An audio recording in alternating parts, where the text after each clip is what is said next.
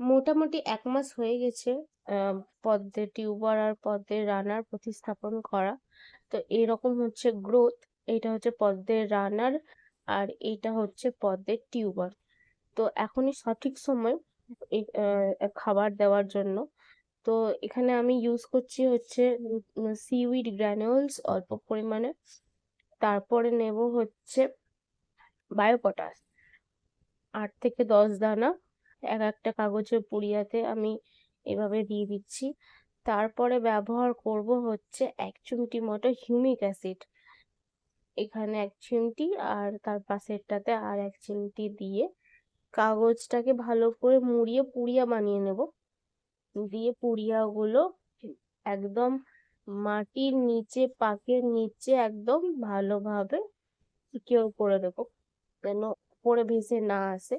তো দেখা যাক কতদিনে ফুল পাচ্ছি। নেক্সট আপডেট দেবো আমি তোমাদেরকে পরের ভিডিওতে।